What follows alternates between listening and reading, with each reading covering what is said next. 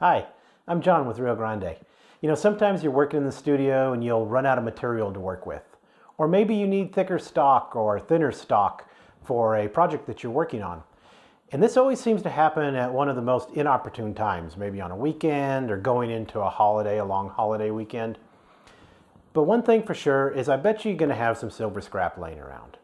And it's a really good idea to know how to take that scrap and turn it back into usable stock. And that's what this video is going to be about. So I'm going to break this video down into 3 sections. There's going to be part 1, which is going to be taking silver scrap and turning it into an ingot. Part 2 will be taking that ingot and rolling it into usable sheet. And then I'll do a third video, part 3, where I'll take and make a wire ingot and then roll that and pull that into usable wire. It's not a really hard thing to do. It just takes some equipment and it takes some know-how. And that's what I'm here to show you. So let's get started.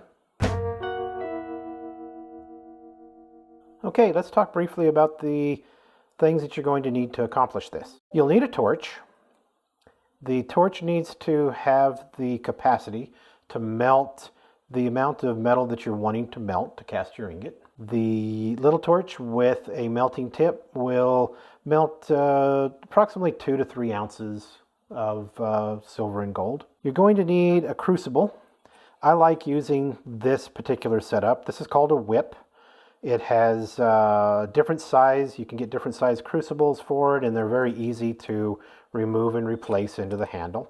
I like using these type of crucibles because the crucible is fairly thin-walled, so there's not a lot of mass there, and it's not going to rob a lot of heat away from the metal as your metal is melting.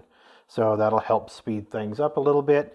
And it'll also allow you to realize the maximum capacity of your torch whenever you're not fighting the heat sink qualities of a crucible. You're going to need a ingot mold. Now this is the ingot mold that I'm going to use today. There are different ingot molds out there. This is a combination mold where you can do sheet or you can do wire, depending on the way that you stack your configuration. You're going to need flux, and I like using these little gem jars to put the amount of flux that I'm going to use in my melt. It's a lot easier to grab with gloves than it is trying to pinch into a jar of flux to get some flux out.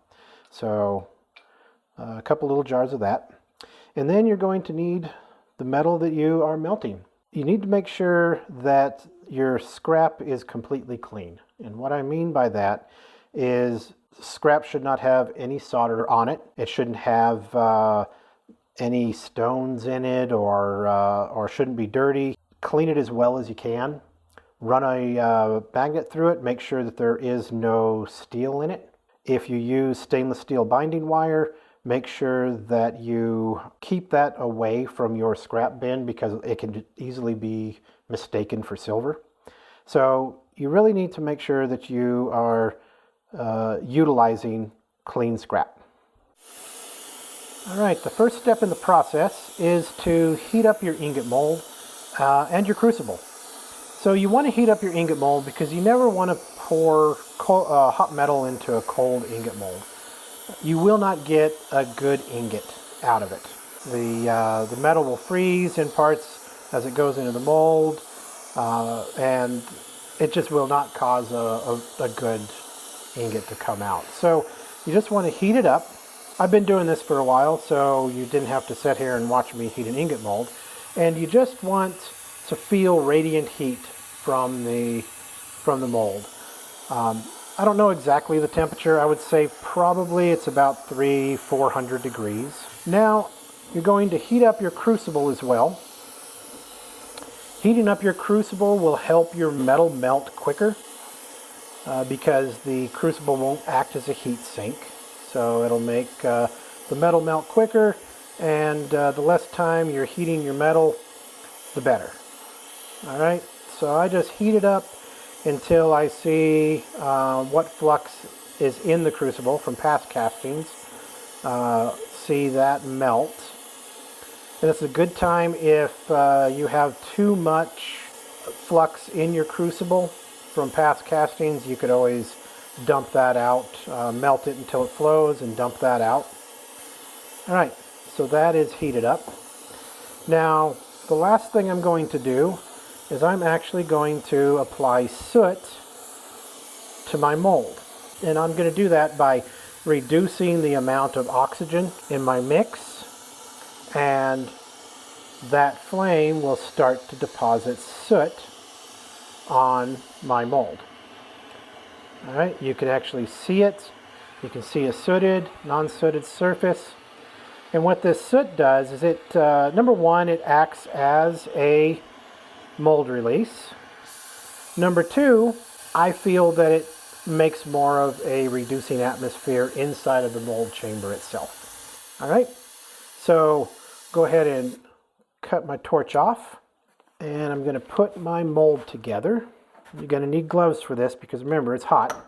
I'm going to set it up, fairly skinny ingot. Make sure the plates are touching all the way down and everything is nice and tight. And now you're ready to melt your metal and cast. Okay, so before I start melting the metal, what I want to do is I want to make sure that I set up my ingot mold and in such a way that I feel comfortable pouring my metal into the mold. This is different for everybody. This is the way that I like to do it. I want to be able to see the cavity that I'm pouring into, and I want to be able to do it so it's a nice single fluid motion whenever I pour the metal. So you want to make that as easy as possible for you. All right, and then pop your metal in. And now we're ready to melt. So I'm going to clear off some space here, make it a little bit easier. Fire up my torch, and I'm going to set my torch at kind of a neutral flame. And I'm going to start melting my metal. So whenever the metal just starts to melt, kind of come together, that's where I'm going to add my first little pinch of borax. And the metal will start to come together more and more. Really, you should be able to melt this out in less than a minute. Now you can kind of see that the metal is moving very fluidly now. I'm going to go ahead and put my other little pinch of borax flux in it, give it a few swirls, and then I'm going to keep my torch on this at all times, and I'm going to do one even pour. All right, now let's see what we got. So the ingot's going to cool really quick. So you can just give it a few seconds and then open up your ingot mold, but the mold itself is going to pull a lot of heat out of the ingot. There's the ingot. Grab a pair of tweezers here and pull it out, and let's see. Yeah, that ingot looks really good. All right, I'm going to take this and quench it, and then pickle it, and then we'll take a look at the ingot together. The ingot looks good. The edges are nice and clean. There's no cracks. There's no fissures. This is a good ingot. So further processing, I would go ahead and I would remove this after I did my initial forging, just so that this would not cause problems whenever I started to roll it out. But other than that, this looks like a very good ingot. It's a good clean surface. So that's a good, that was a good pour. This ingot here is actually one that, that I purposely did to show you what just a little stutter in pouring the metal will do. So I started to pour the metal here. I stopped just for maybe half a second at the most, and then I continued to pour. And you can see that there is a distinct line here.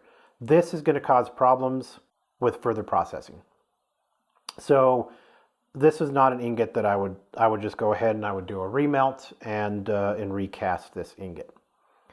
Another thing is you don't want to overheat your metal. And overheating your metal means that you are holding your metal at a molten state for too long, or you are using a torch that doesn't have the power to melt the amount of material that you are wanting to melt, and the metal is not coming together in a fluid ball like the one that you saw in the video. And you know, from the time that I started heating the metal to the time that I poured the metal was less than a minute. And you really need to keep that in mind. If you are heating your metal for minutes upon minutes until you get it to finally melt, then you're really cooking your metal. You're creating oxides in your metal, and that can cause problems in further processing. So I really want to talk briefly about the material that you're using in your melt. Remember I said that the scrap should be free of solder, should be free of foreign material. If you use stainless steel binding wire in your studio, make sure you're pretty diligent of keeping that separate, because most stainless steel binding wire is not magnetic.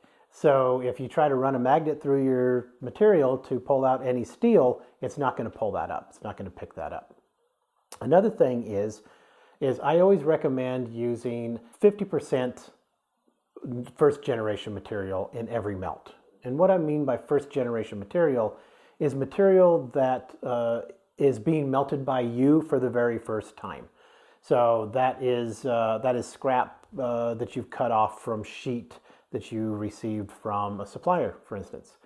The rest of the 50% can be scrap from the ingot that you've created before, or material that you've created before. But I always like keeping 50% first generation material in the mix. I feel it just gives you better pours, it gives you better ingots all around. What if you don't have an ingot mold, but you have some charcoal blocks? You can actually make an ingot mold with some charcoal blocks. It's not going to give you the same quality of ingot that you can get out of an ingot mold, but it'll definitely work in a pinch. So what I did is I just took a burr and I burred out a depression. It's about, I don't know, maybe an inch by 3/4 of an inch. And it's probably 3.5, 4 millimeters deep. And this is what you can cast your ingot in. So what you'll do is just take and pile up your scrap in the depression as good as you can. Now, I'm not exactly sure how much metal this particular shape is going to actually take, and it's really not that big of a deal. You could figure out the width and the length and the thickness and find out exactly how much silver you need to fill that little square space or rectangular space. But this is just a quick down and dirty kind of method of getting something that you could actually roll out into some form of a usable sheet. I just pile it up, light my torch.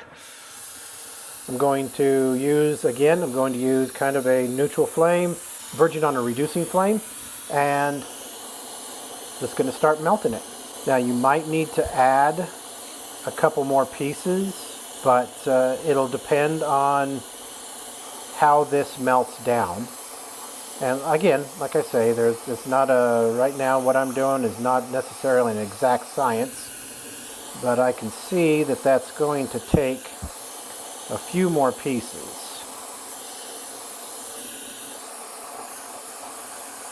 Now you might notice a difference with this scrap. This is actually 80-20, it's a reticulation alloy. And I think I'm about ready to finish this up. And take your other charcoal block and set it on top. Now I'm just going to let that set there for a second. And then open it up and looky there. There is an ingot.